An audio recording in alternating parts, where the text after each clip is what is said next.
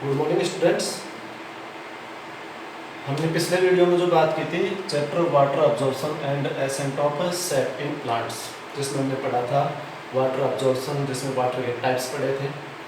इसके अलावा हमने जो पढ़ा था वाटर अब्जॉर्प्शन के जो ऑर्गेन थे प्लांट्स में, उन ऑर्गेन के बारे में और उस ऑर्गेन की स्ट्रक्चर पढ़ी थी। इसके अलावा हमने जो पढ़ा था वाटर अब्जॉर्प्शन की मैकेनिज्म, जिसमें जो है एक्टिव वाटर अब्जॉर्प्शन और पैसिव वाटर अब्जॉर्प्शन, जो दो मेथड पढ़े थे। इसके अलावा हमने पढ़ा था pathway of water in plants, plant में जो है वाटर का पाथवे जो कैसे होता है वो पढ़ा था। और इसके अलावा जो हमने पढ़ा है वो पढ़ा था कि वाटर अब्जॉर्प्शन को इफेक्टिव करने वाले फैक्टर एंड एसेंट ऑफ सेप, रसारोहण। आज हम बात करेंगे मैकेनिज्म ऑफ एसेंट ऑफ सेप, रसारोहण की क्रियाविधि। रसारोहण जो होता है वो किस तरह से होता है, उसकी जो प्रोसेस है। तो एसेंट ऑफ सेप की मैकेनिज्म को एक्सप्लेन करने के लिए, समझाने के लिए कई साइंटिस्ट जो थे उन्होंने जो है अपनी थ्योरीज दी थी और जिनको तीन ग्रुप में डिवाइड किया गया था। पहला जो आता है वो है vital force theories, vital force theories जिसको जैव बल सिद्धांत भी कह सकते हैं। ये वाइटल फोर्स थ्योरीज क्या होती है? ये थ्योरी जो होती है इसके अकॉर्डिंग, वाइटल फोर्स थ्योरी जो आपको होती है इसके अकॉर्डिंग जो प्लांट्स जो होता है उस प्लांट्स के जो स्टेम होती है, उस स्टेम में जो लिविंग सेल्स होती हैं, उस लिविंग सेल्स में होने वाले रिएक्शन के कारण, प्लांट का जो स्टेम होता है उस स्टेम में जो लिविंग सेल्स होती हैं, उन लिविंग सेल्स में, जीवित कोशिकाओं में होने वाली जो रिएक्शंस होती हैं उनके कारण वाइटल फोर्स अराइज होता है, जैव बल उत्पन्न होता है, और जिसके कारण जो है क्या होता है, एसेंट ऑफ सेप। ठीक है, according to theory the ascent of sap in plants occur by vital force which develop due to many activities और बायोलॉजिकल रिएक्शंस इन सेल। तो सेल में जो ये रिएक्शंस होती हैं, कौन सी सेल्स में? लिविंग सेल्स में, सजीव कोशिकाओं में, और जिसके कारण जो है वाइटल फोर्स अराइज होता है और उसी के कारण जो है एसेंट ऑफ सेप की प्रोसेस होती है। इसको एक्सप्लेन करने के लिए कुछ साइंटिस्ट ने जो है अपने जो थ्योरीज दी थी। तो सबसे पहले जैसे गोल्ड-लेवेस्की जो था, उस गोल्ड-लेवेस्की ने जो है क्या बताया, इसके अकॉर्डिंग गोल्ड-लेवेस्की ने जो है एक थ्योरी दी थी, वो थी relay pump theory, relay pump सिद्धांत। और इस रिले पंप थ्योरी के अकॉर्डिंग बताया था कि जो periodic change in osmotic pressure of xylem, parenchyma and medullary rays, मतलब जाइलम की जो पेरेन्काइमा, जाइलम जो होता है उस जाइलम की जो पेरेन्काइमा और मेडुलरी रेज, मज्जा किरणें जो होती हैं,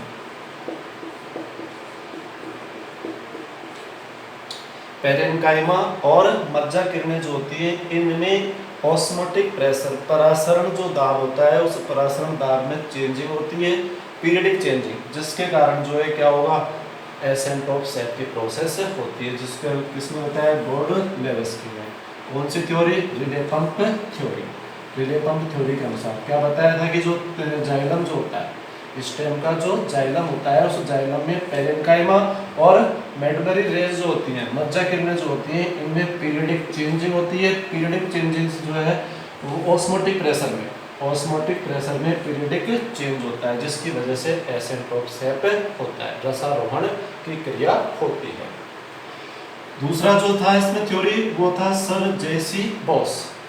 सर जेसी बॉस इसके अकॉर्डिंग इसने जो एक थ्योरी दी थी, पल्सेशन थ्योरी। पल्सेशन थ्योरी क्या होता है? स्पंदनवाद,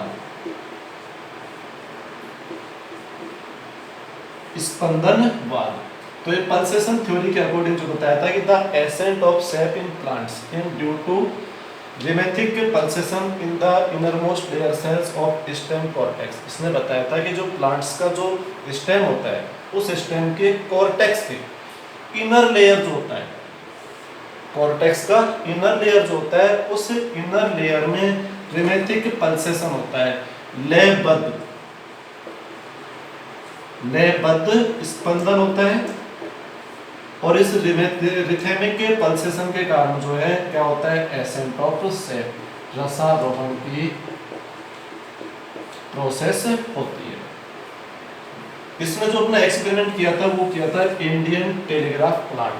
भारतीय टेलीग्राफ प्लांट में प्लाज्मोडियम गाइडेंस जो प्लांट था, उस प्लांट पर जो है इसने अपना एक्सपेरिमेंट करके बताया था किसको, एसेंट ऑफ सैप की मैकेनिज्म को।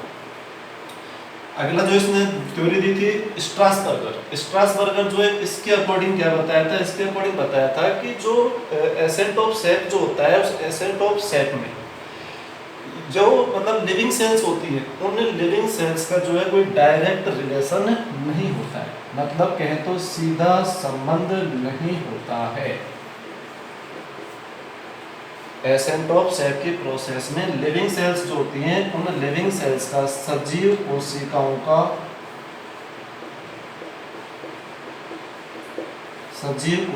का डायरेक्ट रिलेशन नहीं होता है, लेकिन इनकी प्रेजेंसी जो है वो आवश्यक है, लेकिन इनकी प्रेजेंसी की उपस्थिति जो है वो जरूरी है, वो रिक्वायर्ड है। क्यों? क्योंकि इनकी प्रेजेंसी जब रहेगी तो एटमॉस्फेरिक जो फॉर्म्स होती हैं, मतलब अपन सीधा सके वातावरण जो है अनुकूल रहेगा, जिसकी वजह से जो है एसेंट ऑफ सैप की प्रोसेस हो जाती है, वो बताया स्ट्रासबर्गर ने। ठीक, तो ये तो हुआ वाइटल फोर्स थ्योरीज, जैव बल सिद्धांत, जिसको जो है गॉडलेगस की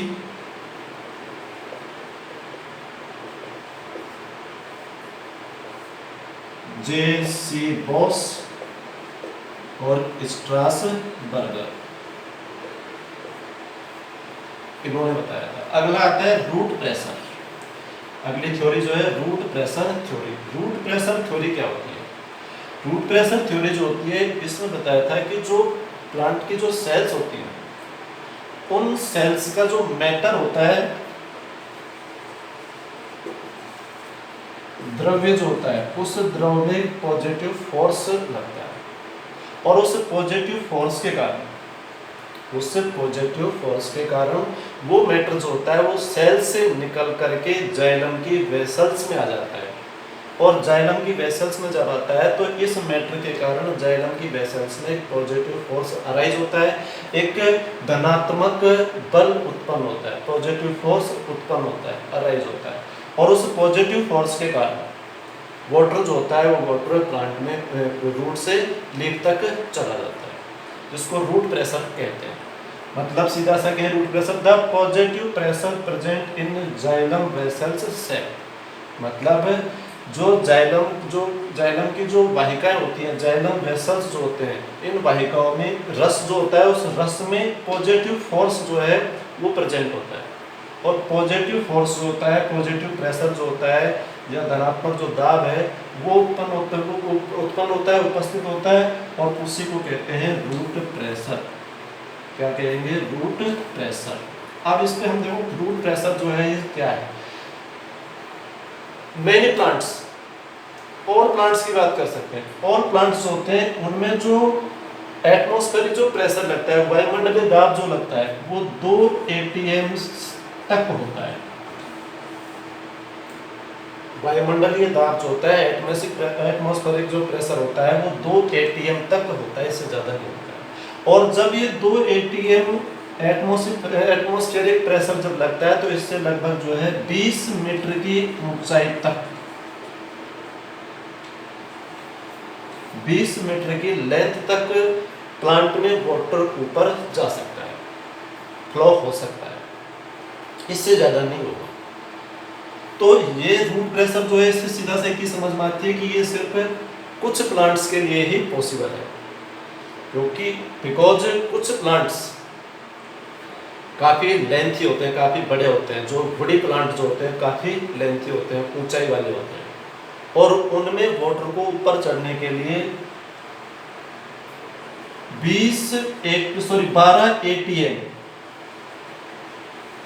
12 atm एटमॉस्फेरिक प्रेशर, 12 atm या 12 एटमॉस्फेरिक प्रेशर की रिक्वायरमेंट होती है, जो अभी तक किसी भी प्लांट में देखा नहीं गया है। मतलब जो ज़्यादा लेंथ वाले जो प्लांट्स होते हैं उनमें रूट प्रेशर जो है वो पॉसिबल नहीं है, इसके द्वारा एसेंट ऑफ सैप पॉसिबल नहीं है रूट प्रेशर के द्वारा। और अभी तक जो ऑब्जर्व हुआ है उसमें यह है कि जिम्नोस्पर्म जो प्लांट्स होते हैं, उन जिम्नोस्पर्म प्लांट में तो रूट प्रेशर जो है वो होता ही नहीं है। जिम्नोस्पर्म प्लांट में रूट प्रेशर नहीं होता है। तो ये हुआ रूट प्रेशर जो बहुत कम होता है, बहुत कम फाइंड होता है। और जो लास्ट जो आता है वो आता है फिजिकल फोर्स थ्योरी, भौतिक बलवाद। भौतिक बलवाद ये जो है वो मूलतः, और ये भौतिक बलवाद, physical force theory. Physical force theory जो है ये एसेंट ऑफ सेट की मैकेनिज्म को एक्सप्लेन करने के लिए, समझाने के लिए सबसे मेन जो थ्योरी है, मोस्ट थ्योरी यही मानते हैं, physical force theory. Physical force theory जो है इसमें कुछ थ्योरीज हैं जिनमें से हम जैसे पढ़े हैं, तो इम्बिबाइजेशन, दूसरा एटमॉस्फेरिक प्रेशर और एक कैपिलरी फोर्स, वायुमंडलीय दाब, अंतः शोषण और केशिकातु। ये जो होते हैं ये भी फिजिकल फोर्स में आते हैं, लेकिन ये इतने जो पॉसिबल नहीं है या इतने जो है बेस्ट नहीं है जितना कि जो है डिक्सन और जोली की जो थ्योरी थी, वो भी फिजिकल फोर्स में आती है। डिक्सन और जोली की जो थ्योरी थी, अकॉर्डिंग टू डिक्सन एंड जोली, ये सबसे मोस्ट थ्योरी है किसमें, फिजिकल फोर्स थ्योरी में। किसकी, डिक्सन एंड जोली की। ये तो साइंटिस्ट हैं जिन्होंने जो है जो एसेंट ऑफ शेप की जो प्रोसेस थी उसको सही समझाया था, इसको जो है एकदम राइट एक्सप्लेन किया था। इसमें जो है cohesion force among water molecules and transpiration pull are the most expected reasons of ascent of sap. मतलब इसमें जो है ये जो थ्योरी थी, कोहेजन फोर्स और ट्रांसपिरेशन पुल, ये थ्योरी जो थी, ये थ्योरी सबसे मोस्ट थी, ये एक्सपेक्टेड जो थ्योरी थी। इसके अकॉर्डिंग होता क्या है, इस थ्योरी के अकॉर्डिंग क्या होगा, इस थ्योरी के अकॉर्डिंग तो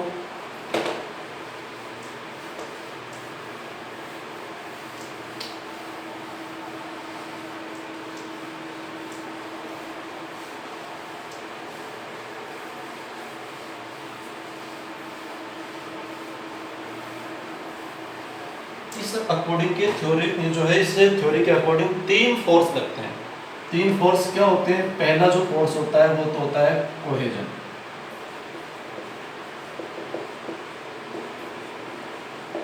कोहेजन फोर्स जो होता है ये क्या होता है, ये जो वाटर के जो मॉलिक्यूल्स होते हैं उन वाटर के मॉलिक्यूल्स के बिटवीन लगता है। वाटर मॉलिक्यूल्स के बिटवीन जो फोर्स लगता है वो लगता है कोहेजन फोर्स। और इस फोर्स के कारण जो रूट से लेकर के और जो लीफ तक, ये जाइलम है,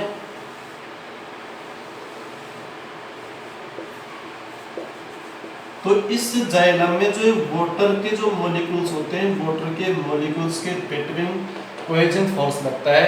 और इस फोर्स के कारण वाटर कॉलम जो होता है वो रेगुलर बना रहता है। जल का जो स्तंभ है वो रेगुलर बना रहता है, जल कभी टूटता नहीं है। जैसे मान लो मैं एक एग्जांपल से कि पंप लगाया, पंप लगा करके उसमें जो है एक पाइप लगा दिया और पानी को ऊपर पहुंचाते हैं, तो पानी उसमें रेगुलर ऊपर जाता रहता है, ये नहीं कि टूटता रहता है, चला गया फिर रुक जाएगा फिर चला जाएगा, रेगुलर जाता है।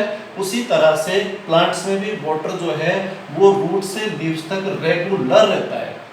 ये नहीं कि जब प्लांट को जो है ऊपर लीव्स को रिक्वायरमेंट होगी तब पानी ले लेगा और नहीं तो नहीं, रेगुलर बना रहता है। और वो रेगुलर जो है वो किसके कारण रहता है, वो कोहेजन फोर्स के कारण, जो कहाँ लगता है, वाटर के जो मॉलिक्यूल्स होते हैं उनके बिटवीन लगता है।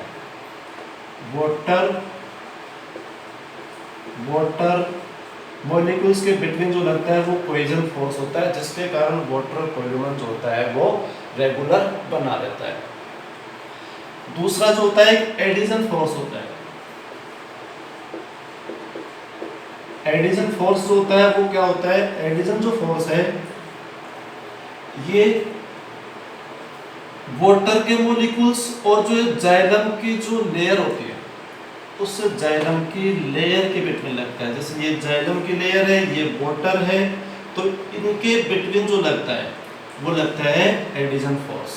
इसको तो कह सकते हैं संसर्जन बल, ये होता है आसंजन बल।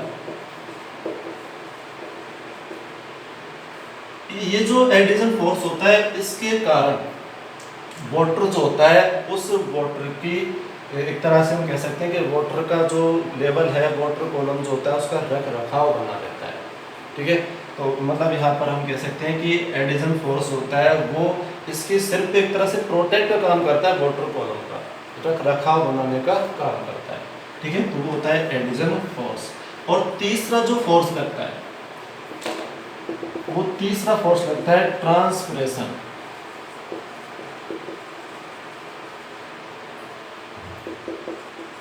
ट्रांसपिरेशन पुल, वाष्पोत्सर्जन खिंचाव।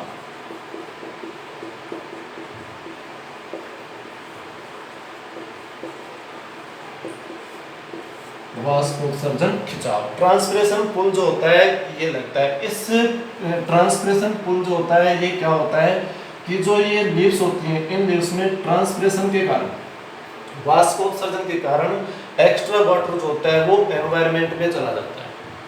ठीक है, और उसके कारण यहाँ पर लीव्स जो होती हैं उन लीव्स में जो है एक पुल होता है, खिंचाव होता है, और उस खिंचाव के कारण जो है वाटर जो रेगुलर बना रहता है। ये तीनों फोर्स जो है वो एक साथ काम करते हैं, तीनों फोर्स एक साथ काम करते हैं। इसीलिए प्लांट्स जो होते हैं उन प्लांट्स में एसेंटोपसेट की प्रोसेस, रसारोहण की जो क्रिया है वो रेगुलर चलती रहती है। इसमें जो इसके कुछ पॉइंट्स थे, वो पॉइंट्स क्या थे? पहला पॉइंट्स तो ये था कि जो प्लांट्स का जो स्टेम होता है उस स्टेम में रूट से लेकर के और लीव्स तक स्टेम से होता हुआ एक यहाँ पर जो है मतलब कोहेजन फोर्स लगता है। उस कोहेजन फोर्स के कारण जो है वाटर वॉल्यूम रेगुलर बना रहता है, जिसको हाइड्रोस्टैटिक सिस्टम कहते हैं। दूसरा जो पॉइंट था, दूसरा पॉइंट था कि जो ट्रांसलेशन जो होता है उस ट्रांसलेशन के कारण वाटर का लॉस होता है, और वाटर का जो लॉस होता है उससे जो ये लीव्स होती है, इन लीव्स में जो ये वेन्स है, सिरा जिसको अपन बोलते हैं, ये जो वेन्स होती है इस वेन्स में एक पुल होता है, एक जो है खिंचाव होता है। जो हमने पहले पढ़ा था कि यहाँ पर नेगेटिव पुल होता है, ऋणात्मक खिंचाव होता है, और जिसके कारण वाटर जो होता है वो रेगुलर लीव्स में चला रहता है। क्योंकि ये जो यहाँ पे नेगेटिव पुल जो था वो लीव्स से होकर के जो स्टेम से होता हुआ रूट तक पहुँचता है, जिससे ऑटोमेटिक वाटर जो अब्जॉर्ब हो जाता है। ठीक है, तो वो जो है उसको बोलते हैं ट्रांसलेशन पुल। अगला जो पॉइंट आता है इसका वो है कि प्लांट्स जो होते हैं उन प्लांट्स में लगभग जो है 45 से 207 ATM तक कोहेजन फोर्स होता है, और इस कोहेजन फोर्स के कारण वाटर जो होता है उस वाटर का कॉलम टूटता नहीं है, रेगुलर बना रहता है। जल स्तंभ जो है रेगुलर बना रहता है, लगातार बना रहता है। तो किसकी वजह से? ये जो यहाँ पर फोर्स लगता है। ठीक है, कितना? 45 से 207 ATM एटमॉस्फेरिक प्रेशर जो होता है। अगली जो बात है इसकी वो ये है कि इसमें किसी भी तरह की कोई एनर्जी की रिक्वायरमेंट नहीं होती है। ये जो फोर्स लगा है, जो एक तरह से हमने जो थर्ड जो पढ़ा है फिजिकली फोर्स जो था, उस फिजिकली फोर्स में जो ट्रांसप्रेशन पुल और कोहेजन फोर्स जो थ्योरी थी, इस थ्योरी में ये बताया गया था कि जो एसेंट ऑफ शेप होता है, उस एसेंट ऑफ शेप की प्रोसेस में किसी भी तरह की कोई एनर्जी की रिक्वायरमेंट नहीं होती है। तो इसीलिए जो है इसमें कोई लॉस नहीं होता है। तो ये था cohesion force and transpiration pull theory, जो किसने दी थी? डिक्सन और जोली ने। किसने दी थी? डिक्सन एंड जोली। और जो सबसे मोस्ट थ्योरी है, एक्सपेक्टेबल जो थ्योरी जो है वो यही है, डिक्सन एंड जोली। और ये आज अपना टॉपिक एंड हुआ।